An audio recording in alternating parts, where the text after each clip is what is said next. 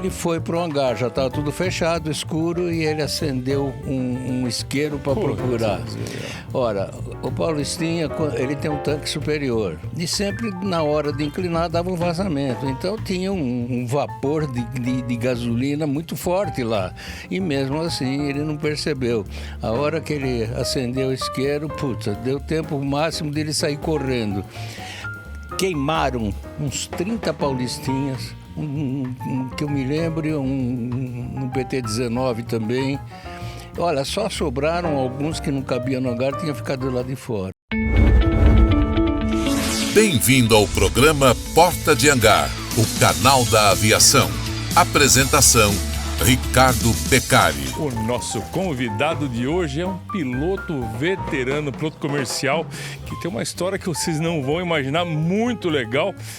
É o meu amigo José Augusto Morelli. Bem-vindo ao Porta de Hangar, Morelli. É um prazer, uma honra tê-lo a bordo. Puxa, a honra acho que é toda minha, viu? Que de participar do Porta de Hangar. Que coisa boa, Morelli. Morelli, você é um veterano na aviação. Como é que surgiu a vontade de ser piloto? Desde criança eu me imaginava, né, sendo piloto. E não tinha, a minha família não era muito abonada, eu não podia. Mas depois eu me formei engenheiro e tinha bom emprego, comecei a ganhar bem e aí chegou num ponto que eu falei, agora dá. É então, o sonho. É o sonho. Aí eu fui para o Aeroclube de São Paulo e em 1966 eu me brevetei. Depois disso também já fiz parte da diretoria e tal. E em 72 eu me tornei piloto comercial com o IFR. Naquela época, o simulador, como é que funcionava? Era link trainer, era quietinho no lugar, não se movimentava? Não, o primeiro simulador do Aeroclube era aquele que é uma maquete de um aviãozinho que girava na base e inclinava também, era aquele lá. Depois é que vieram os frascas, os novos, aí era já diferente. Mas o primeiro era assim, às vezes, e ele girava, e a gente sentia que ele inclinava, girava e tal. De vez em quando, um piloto lá ficava com tanto medo que o instrutor ia lá, abria lá e estava lá. Que legal. Gente, 1966, estamos falando de 57 anos. Exato. A aviação era diferente e o Aeroclube de São Paulo também era diferente. Era mais romântico naquela época? Exatamente, você usou o termo certo. A aviação era mais romântica. Você tinha uma liberdade muito maior. Eu decolava do Campo de Marte, por exemplo, e ia brincar em cima de São Caetano. O tempo foi passando, a regulamentação começou a vir, corredores e o Diaba 4. Tanto é que hoje só decola do Campo de Marte mesmo voos especiais. Não dá mais para você sair de lá e brincar por aí, né? Era uma aviação totalmente diferente, mais livre. Né? E também, quando eu comecei, o que mais voava eram os paulistinhas. Que saudades do Paulistinha, rapaz. O Paulistinha tanto o CAP-4 como o P-56 eram uns aviões espetaculares. Um clássico, né? A gente voava, né, envolto no avião. Aquilo, você sentia o avião. Muito bacana mesmo. Tinha também a escolinha Mackenzie lá, né? Também tinha a escolinha Mackenzie, além do Aeroclube São Paulo. Qual o incêndio que acabou fulminando com os paulistinhas? Foi no Mackenzie ou foi no Aeroclube? Foi no Aeroclube. Foi em 1967. Os paulistinhas eram guardados daquele jeito que você viu na foto, né? Você chegava com ele, abaixava a hélice, né, no suporte, ele ficava a 45 graus. Aí você vinha com o outro de trás e encaixava lá. Então, ficava um monte de paulistinhas assim, parecia um jogo de baralho, né? Então, em 1967, depois de um dia lá de muito voo, os paulistinhas começaram a ser guardados. E fecharam o hangar, e aí um aluno resolveu um aluno tinha perdido o chaveiro dele. Então, ele achou que estava no avião. e ele foi para o hangar. Já estava tudo fechado, escuro, e ele acendeu um isqueiro para procurar. Ora, o Paulistinha, ele tem um tanque superior e sempre na hora de inclinar dava um vazamento. Então tinha um vapor de gasolina muito forte lá. E mesmo assim ele não percebeu. A hora que ele acendeu o isqueiro, deu tempo máximo dele sair correndo. Queimaram uns 30 paulistinhas, que eu me lembro, um PT-19 também. Olha, só sobraram alguns que não cabiam no hangar, tinham ficado lá de fora. Que tristeza, hein? Que tristeza, rapaz. Você viu aquilo? Eu vi. Você é testemunha ocular da história. Eu sou, sem dúvida. Eu estava lá, isso foi em 67, eu estava lá, me brevetei em 66. Foi um ano depois que eu me brevetei. Dava uma tristeza ver todo aquele monte de ferros retorcidos, tudo, né? E sem teto, né? O hangar caiu também. Então, realmente foi uma tristeza geral. O Aeroclube quase afundou, porque... Sim, claro, 30 aviões. Uma vez. Olha, dava até gosto, aquele tempo, você ficar ali na frente do Aeroclube, né, no pátio, numa mesinha, tomando lá um refrigerante e vendo os aviões decolando. Era delicioso. Era delicioso. Não tinha grade, não tinha muro. Gente, era uma liberdade incrível. Tinha o velho Jô, lembra do velho Jô? O Jô, você lembra do Jô? Nossa, eu lembro. O Jô era uma figura. O Jô era uma figura, né? Ele era fantástico. Exato. Tocava piano. Eu não sei. Ele tocava piano. Tocava piano, né? É. Mas ele com as histórias dele... muito legal. Era um ícone lá no Aeroclube, o Jô. O Jô um dia falou pra mim assim, eu fui fazer meu recheque de exame médico lá na Hospital da Aeronáutica. Aí o médico mandou olhar lá pro Pico de Araguá. Aí ele perguntou, tá enxergando a mosca lá, Jô? Ele falou, enxergando? Não tô. Mas tô escutando ela bater o pezinho na antena. Era demais aquilo, não? Não, ele de vez em quando ele tinha umas dessas, né? Não, e assim, tinha umas figuras no Aeroclube, né? Que era gostoso. O Anésio, por exemplo. O Anésio. Né, um cara, um ícone do Aeroclube, né? Exato. E o Anésio tinha também uma característica, era meio vidente o Anésio. Não sei se você lembra. Lembro. Ele, então, um dia, ele chegou acho que era o Décio Correia, se eu não me engano, que ia sair com o avião. Ele falou, Décio, você toma cuidado com as crianças, tal. O Décio falou, tomar cuidado com as crianças. Olha, ele foi no aeroporto não sei aonde e teve lá umas crianças invadindo a pista. Quase que acontece. E daí ele lembrou do Anésio. Ele falou, não, mas isso era fato mesmo. O Anésio infelizmente foi embora, mas isso era fato. Exato. Então tinha as figuras carimbadas, né? O próprio Mair Prado foi uma figura Mair Prado então era outro. Do Aeroclube, né? Becário! E vinha, abraçava, muito doido da cabeça. Vamos pro intervalinho comercial, a gente já volta já. Alper, alta performance em seguros. O seu mundo mais seguro e sem complicações. A Black Hawk Aerospace é uma empresa especialista na melhoria do desempenho de aeronaves, aumentando as capacidades de voo para níveis incomparáveis, com valores competitivos se comparado à compra de um novo. Melhoramos o desempenho de aviões como King Air, Pilatus e Caravan. Saiba mais em blackhawk.aero. Meu nome é Carlos Nascimento, sou piloto de helicóptero. Nos momentos mais difíceis da minha profissão, ter uma boa visão não é uma questão de escolha. Por isso, os meus óculos, quem cuida, são as óticas voluntárias. Se você é piloto, lá tem um departamento especial para fazer um óculos onde você pode verificar os seus brakes. Não se esqueça, óticas voluntários.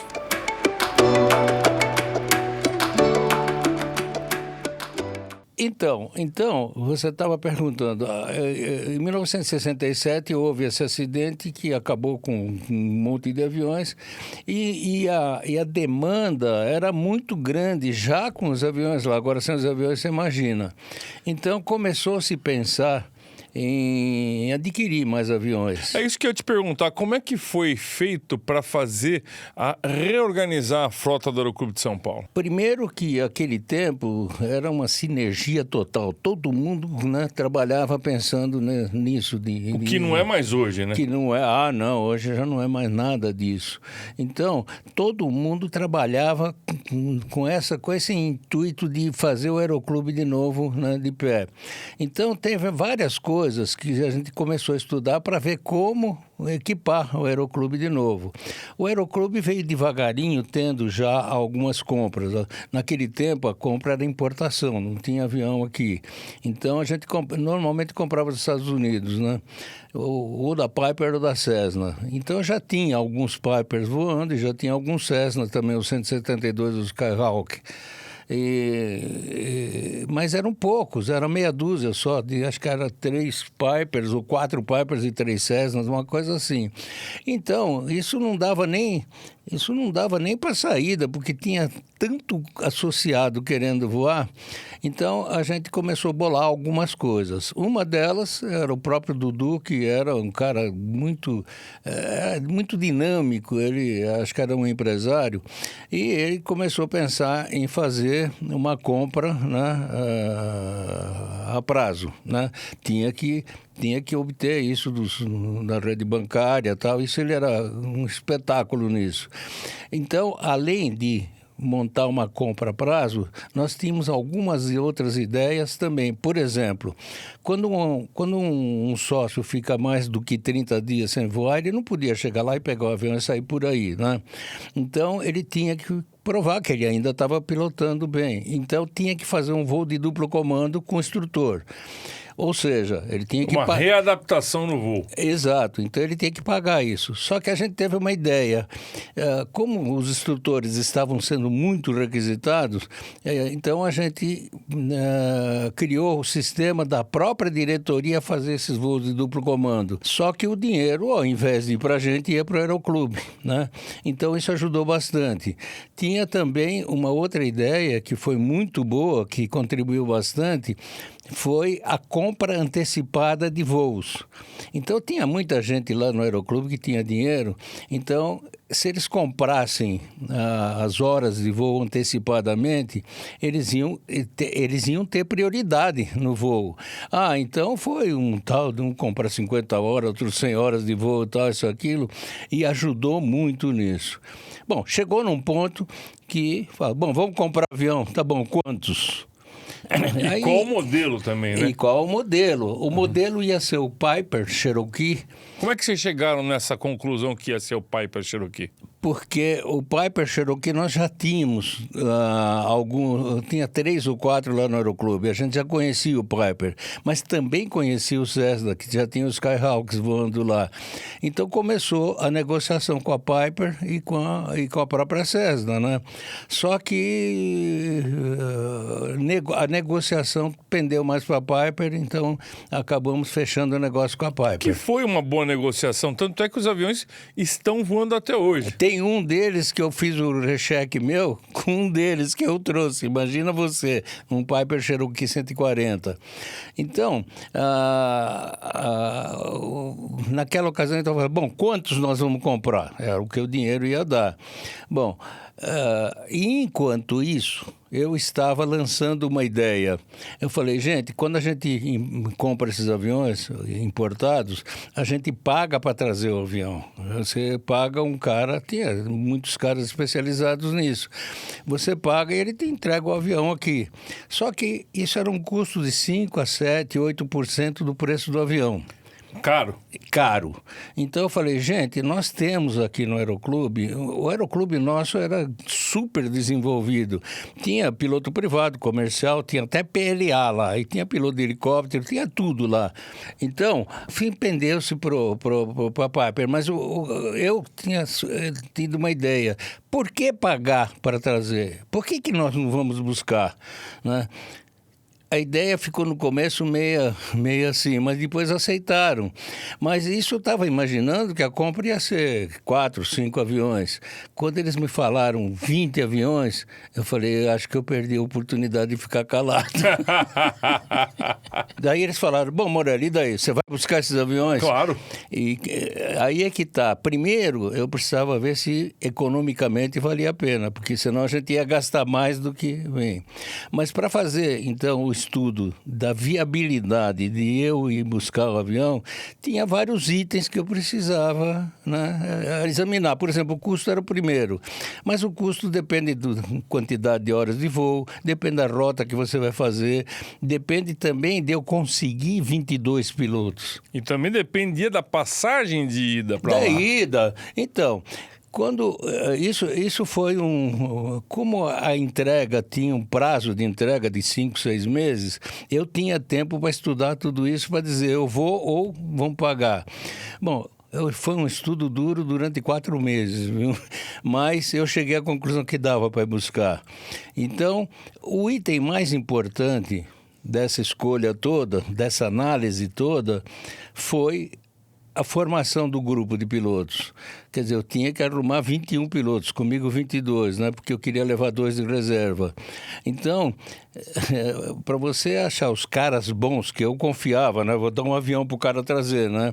Então, eu tinha que ter confiança. Então, esses pilotos foram ou porque eu conhecia ou porque indicação de um outro colega da diretoria. Teve um detalhe interessante. A fonia não era dessa daqui que a turma estava acostumada. E aí, como é que vamos fazer a fonia? Eu falava inglês, mas não inglês, a fraseologia em inglês da aviação. Eu tinha que aprender, né? Então, eu contratei o Bertolucci. Não sei se você lembra do... Bertolucci, claro. O Bertolucci era uma figura muito bacana. Ele era o professor, é o que treinava os pilotos da Varig, da VASP e tal, né? Então, ele deu um curso para nós, fez uma apostila linda. Eu tô até com ela aí, eu posso mostrar depois. Mas uma apostila de fraseologia em inglês. 3 meses, todo mundo estudando lá à noite, né? E também eu fiz uma outra apostila, onde eu estudei cada etapa do translado, o que o piloto ia precisar, as frequências, né? Rumo, tempo de voo, tudo. Então, cada etapa dessa estava mastigada nessa apostila, tinham tudo. E depois eu posso te mostrar essas apostilas, muito bacana. Então, dos itens todos que eu tive que estudar, o mais importante que eu acho, porque, olha, foi um sucesso esse translado, mas esse sucesso eu devo aos meus pilotos. Foram muito bons, foram disciplinados, foram cuidadosos, foram responsáveis. E já pilotos experientes também, né? Era pilotos experientes, né? Mas o mais importante era, assim, vamos dizer, o comportamento do piloto. E, olha, naquela época... Eu tinha 38 anos, mas os meus pilotos tinham mais novo e mais velho também. E todo mundo estava com a sua primeira experiência de traslado ou não? Todo mundo com a primeira experiência no traslado, inclusive eu, né? Que legal. Vocês foram buscar esses aviões na fábrica da Piper em Lockhaven, é isso? Não, a Piper levou todos os aviões para Fort Lauderdale, que é o sul da Flórida, né? Uhum. Então, era o ponto mais conveniente para a gente decolar e já sair da costa. Só tinha que tomar cuidado porque ali é a cara de Cuba, imagina passar lá em Cuba. Claro. Então, mas a gente viajou aí pelas ilhas do Caribe. Muito bacana. Esses pilotos foram... é o que eu digo, foi a razão do sucesso do translado. Que legal. 20 aviões vieram todos ao mesmo tempo? Todos ao mesmo tempo. Em esquadrilha de 20 aviões? Esquadrilha de 20. Só que tinha uma coisa... 6 dos aviões eram os Arrows 200, Piper Cherokee 200, e voava mais. É um avião já executivo, ele tinha trem retrátil, tinha passo variável e tal, então, e o painel também muito mais completo. Então era um avião já executivo e ele voava mais rápido. A gente decolava todo mundo em sequência, os 20. Só que a gente ia, os Argos iam ganhando, né, distância. E eu, na frente, ia orientando a turma que estava lá atrás quanto à altura, quanto à condição meteorológica, tudo, né? Então, como a gente chegava antes, os Argos chegavam antes, a gente ia tudo para a torre. Os pilotos todos para a torre para ajudar o controlador a trazer os outros 14, né? Mas agora o IFR vocês quase não usaram. Não, bom, eles não usaram, eu tive que usar. Por exemplo, naquele caso de eu ir atrás do piloto que se perdeu. Aí o que me salvou foi o IFR, porque depois que eu consegui o contato com o piloto, eu é que estava perdido, não sabia onde eu estava, a 80, quase 100 quilômetros das ilhas, né? Eu tinha que fazer a navegação para chegar na ilha, e o IFR é o que me ajudou. Vamos para o intervalinho comercial, a gente já volta já já. aerostoraviation.com, soluções em aviação.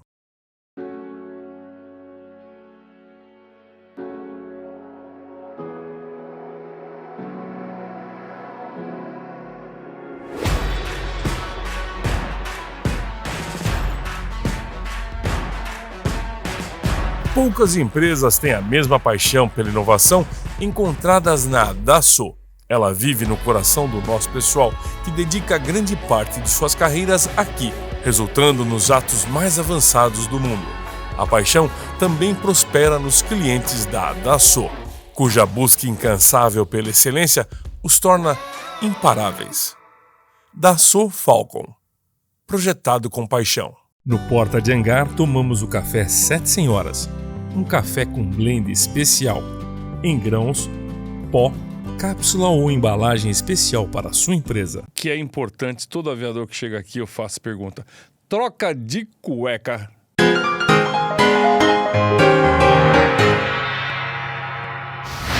Teve alguma?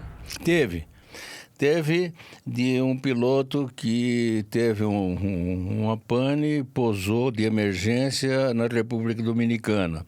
No dia seguinte, eu deixei toda a esquadrilha em San Croix e voltei para a República Dominicana para ver o que estava acontecendo. Tinha acontecido com o cara? E liberar o avião. Liberamos. Então, estava só eu e mais esse avião. É o Papa Sierra Whisky. India Sierra Whisky. India Sierra Whisky. Uhum. Isso, estamos falando que ano estamos falando disso aí? 1973. Eu tinha 8 anos de idade. E não tinha GPS naquele tempo. Já viu. E eu precisava fazer o voo da República Dominicana, onde ele estava, de Santo Domingo, para San Croix. Mas não podia ser uma rota reta, não podia ser uma linha reta, porque passava em cima de Porto Rico, que tem aeroporto. Que tinha um aeroporto muito grande, movimentado, comercial. Então eu tinha que desviar, ou seja, eu pegava um rumo inicial, depois de um certo ponto pegava o rumo para o destino. Só que esse piloto, não sei o que aconteceu, ficamos sem comunicação. Não sei se foi problema de rádio, o que foi. Eu não conseguia me comunicar com ele. E ele também se sentiu só porque ele estava do meu lado, mas depois foi adiantando também, não sei porquê, se distraiu, alguma coisa. Então ele ia indo ganhando terreno lá na frente. Ele se perdeu. Só que ele nós chegamos no ponto de mudar o rumo, ele não mudou, ele continuou direto. E naquele rumo não tinha mais ilha nenhuma. Água. Era água só. Água e tubarão. Água e tubarão, exato. Então, eu tentei fazer de tudo para alcançá-lo, não consegui, mas o milagre que eu estava querendo aconteceu, ele tinha, naquela direção, tinha uma formação muito pesada, né, meteorológica, de nuvens lá, né, e ele não podia entrar lá dentro. Então, ele viu um navio e ficou rodando em cima do navio. O tempo para você ganhar. O tempo que eu precisava para alcançá-lo. Bom, alcancei, fiz contato e aí Eu é que estava perdido, né? Não tinha GPS, né? Não tinha Era GPS. facinho de se perder, né? Então, eu orientei ele, põe o rumo tal e vai subindo 500 pés e fica aí do meu lado, não sai mais daí. Aí, nesse ponto, eu fiz os cálculos do IFR, peguei dois radiofaróis, fiz a triangulação, aí eu sabia onde estava, aí foi fácil para voltar para a ilha. 80 quilômetros em cima da água. Bom, mas aí a primeira respirada eu dei quando pousei, porque... Ô Morelli, quando a gente tá em cima de uma situação dessa, o motor começa a mudar de som, tudo fica diferente, não é? Qualquer coisinha você já fica...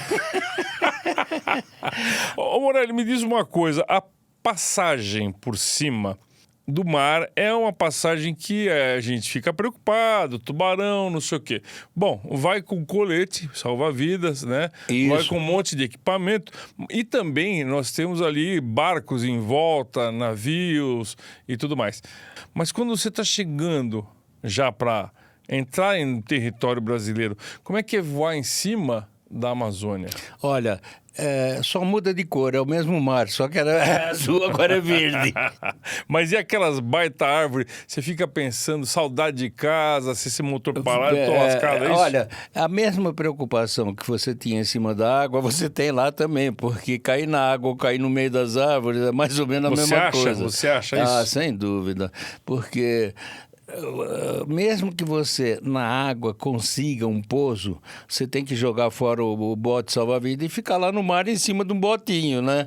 E com o tubarão dando a volta, né? Olha que gordinho gostoso, o papai esse gordinho. E você falou que o tubarão estava lá do equipamento, a gente tinha uma bolsinha aqui que ficava presa na cinta que era anti-tubarão. Era para espantar tubarão, mas eu não sei se espantava, mas também não quis experimentar. Comida de tubarão não dá, né? Comida de tubarão. Isso era preocupação voando em cima da água. E a preocupação voando em cima da ilha de Marajó, por exemplo, que nós atravessamos a ilha pelo meio, né? É a Amazônia, né? É a selva total, né? Então, só que lá tinha o equipamento também de sobrevivência. Mas para você sobreviver, você ia ter que fazer um pouso sem se matar, né? Então, e aí era um problema realmente. Mas é aquilo que você falou aí, a gente começa a pensar e tem que desviar o pensamento, senão você não chega. Senão fica doido, né? Exato, vai em cima de senão morro, fica doido. Dá saudade de casa. Eu quero te perguntar uma coisa importante sobre o que é que esses aviões trouxeram para o Aeroclube de benefício. E eu lembro que o Aeroclube de São Paulo também tinha 70, 80 aviões voando e era uma maravilha que você ia fazer o táxi na pista lá, demorava um tempão porque estava cheio de avião. Hoje em dia você fica sentado ali, você não vê uma mosca passar. Quantas pessoas esses aviões que voam até hoje conseguiram formar? Quantos pilotos comerciais? Não querem números, mas a quantidade de gente que passou por lá é incrível, né? Olha, é incrível e naquele tempo era tudo favorável para isso, porque você tinha uma frota grande de aviões, mas eles podiam voar. O movimento era tremendo. A cada 2 minutos estava um decolando, né? Então, naquele tempo, esses aviões trouxeram um benefício tremendo porque começaram a atender a demanda dos pilotos. Agora, se fosse hoje, não ia ter benefício nenhum. Com a sua experiência de voo, desde 66, com a sua experiência de traslado dos aviões do Aeroclube de São Paulo, eu gostaria que, sempre eu peço para um aviador mais experiente, mais antigo, deixasse para essas pessoas que estão chegando na aviação uma palavra de um profissional já experiente para que eles tenham uma garantia de bons voos no futuro. Eu diria que a aviação tem um efeito especial em cima de cada um, né? Na mente de cada um. O camarada quer ser piloto, ele vai ser piloto. Agora, atualmente, aquela aviação de passeio, aquela aviação terminou, mas em compensação você tem uma atividade profissional maior, as empresas aéreas estão aí, estão precisando de pilotos, né? Então, mudou um pouco o aspecto. Hoje, quem vai para a aviação, que é cara para chuchu, é mais para seguir carreira, é mais para se profissionalizar. Antes de a gente terminar, pessoal, eu quero mostrar para vocês o calendário 2024 Beccari, Ricardo Beccari, minhas imagens. Você vai comprar um calendário muito legal lá no site do portadehangar.com.br. Mas esse aqui você vai ficar com muitos ciúmes babando aqui, porque eu vou entregar esse para o comandante Morelli. Comandante Morelli, está aqui, está na mão. Muito obrigado mesmo. Um presente desse é super valioso. Obrigado, viu, comandante? Quero te agradecer a paciência e ter vindo aqui no nosso Porta de Hangar falar um pouco da sua experiência, inclusive essa de trazer os Cherokee 140, que essa molecada que está voando, eles ainda não imaginavam como é que foi essa história.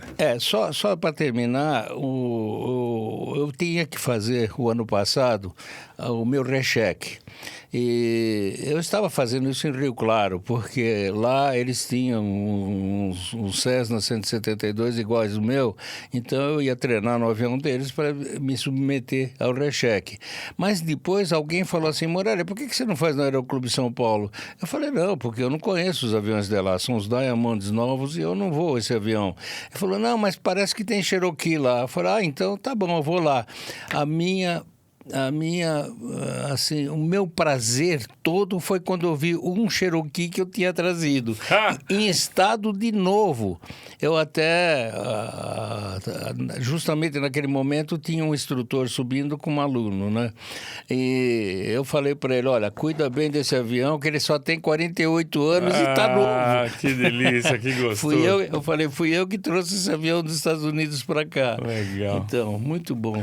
Obrigado pela participação, meu amigo. Eu quero que você venha mais vezes para cá. Sem dúvida, é um prazer enorme estar aqui. Puxa vida, hoje eu tô realizado. Que bom, legal. Pessoal, você que está aí seguindo o Porta de Hangar, não esquece de se inscrever no canal, de deixar aquele like. E olha, Valdir, obrigado mais uma vez pela sua companhia, pelos seus trabalhos técnicos e até o próximo programa. Valeu, um abraço, comandante Morelli. Valeu! Um abraço, valeu, sim.